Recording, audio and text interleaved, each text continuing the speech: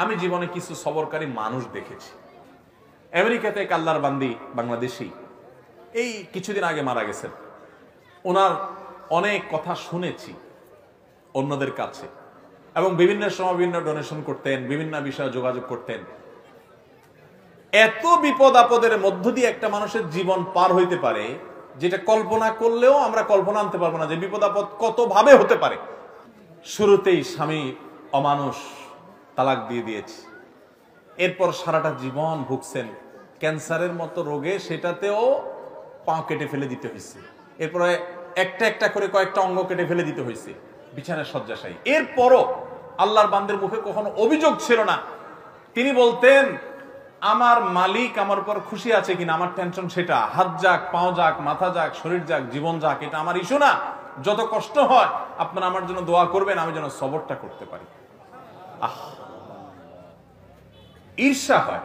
আমি চিন্তা করলাম, সুবহানাল্লাহ, অনেক লম্বা লম্বা ওয়াজ তো করা অনেক সহজ। এই মহিলার মতো এরকম সবরের পাহাড় হতে পারা তো কঠিন কাজ। আল্লাহর কত প্রিয় বান্দি হলে আল্লাহ তাকে এতটুকু তৌফিক দিয়েছেন। কোরআনে কারিমে আল্লাহ রাব্বুল আলামিন আল্লাহর কাছে সবর চাওয়ার শিক্ষা পর্যন্ত আমাদেরকে দিয়েছেন। আল্লাহ আমাদের সবাইকে সেরকম সবর করার তৌফিক দান করুন। আমাদের সবরের অবস্থা কি জানেন? পত্রিকায় কয়দিন পর পর দেখি বিয়ে বাড়িতে চিংড়ি মাছের সাইজ ছোট, সেজন্য 3 জন নাই। শুনেন না আপনারা? হ্যাঁ, দই নিয়ে একজন মারা গেছে বলে। আবার ওয়াজ করতেছি ব্রাহ্মণবাড়িয়ার মাটিতে বসে। আপনারা মন খারাপ করেন না, ব্রাহ্মণবাড়িয়া না, এই ব্যাপারে গোটা বাংলাদেশের সব জায়গার মানুষই কম বেশি আমরা বেসবর। ঠিক না? ঠিক ভাইরা আমার, কোন মুখে আল্লাহর কাছে জান্নাত দাবি করব বলেন? নবীদেরকে জীবন্ত করাত দিয়ে টুকরা করে ফেলা হয়েছে, আগুনে নিক্ষেপ করে ফেলে দেওয়া হয়েছে, একটার পর একটা ভয়াবহ পরীক্ষা নেওয়া হয়েছে। আল্লাহর নবী হওয়ার পর, আল্লাহর রাসূল হওয়ার পর তিলে তিলে তিলে তিলে আল্লাহ তাআলা তাদের পরীক্ষা নিয়েছেন, কষ্ট দিয়েছেন। শুধু তাদের নয়, নবী সাল্লাল্লাহু আলাইহি ওয়াসাল্লাম বলেছেন, ইন্নাল্লাহা ইযা আহাব্বা কওমান ইবতালাহুম। আল্লাহ যখন কোন জাতিকে, কোন সম্প্রদায়কে, কিছু মানুষকে যখন আল্লাহ বড় বেশি ভালোবাসেন, তখন আল্লাহ তাদের পরীক্ষা করেন, তাদের বিপদ দেন, মুসিবত দেন, একটার পর একটা, একটার পর একটা মুসিবত দিতে থাকেন। আল্লাহ পরীক্ষা করেন, আল্লাহ বান্দার ঈমানকে পরখ করেন। আমি কিছু মানুষকে দেখেছি, তারা বলেছে, ভাই নামাজ কালাম একসময় পড়তাম না, কই দিনকাল তখন এত খারাপ ছিল না, এখন নামাজ কালাম পড়া ধরছি, হালাল হারাম বাজ বিচার করা ধরছি, সুদ ছেড়ে দিয়েছি, ঘুষ ছেড়ে দিয়েছি, 2 নম্বর পথ ছেড়ে দিয়েছি, এখন দেখি ব্যবসা বাণিজ্য সব দিন দিন নাই হয়ে যাইতেছে, সব পায়ের নিচ থেকে মাটি সরে যাচ্ছে। আমি বললাম যে এটাই হলো আল্লাহর পরীক্ষা। আল্লাহর দিকে যখন আসে কেউ, আল্লাহর দিকে আগায়, সে কি আসলেই আগাচ্ছে কিনা, সে কতটা পিওর, তার ভিতর থেকে সে অগ্রসর হয়েছে কিনা, আল্লাহ তাআলা ধাক্কা দিয়ে পরীক্ষা করেন।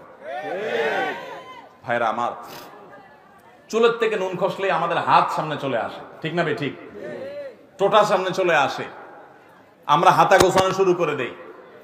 এগুলা কোন ইমানদারের চরিত্র।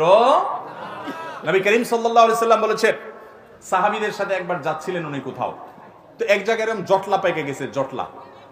জটলা পাকা দেখে নবী সাল্লাল্লাহু আলাইহি সাল্লাম জিজ্ঞাসা করলেন, কি হচ্ছে এখানে?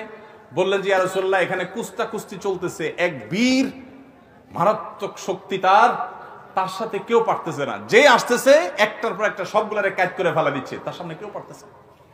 তখন নবী করিম সাল্লাল্লাহু আলাইহি সাল্লাম বলেছেন, তোমাদেরকে কি আমি বলে দিব এই লোকটার চাইতে বড় বীর কে? এ তো বাহাদুর খুব, এর চাইতে বড় বীর, এর চাইতে বড় শক্তিশালী মানুষটাকে জানো? সাহাবীরা বলেন, ইয়া রাসূলুল্লাহ, অবশ্যই বলেন, এর চাইতে আবার শক্তিশালী মানুষকে আমরা তো জীবনে দেখি নাই, কে সে? নবী সাল্লাল্লাহু আলাইহি সাল্লাম বলেছেন, আসো তার সাথে পরিচয় করাই। এই লোকটা যে অনেক বেশি শক্তিশালী, সে অনেক বড় কুস্তিগীর, সে সব মানুষকে কুপকাত করে দিচ্ছে।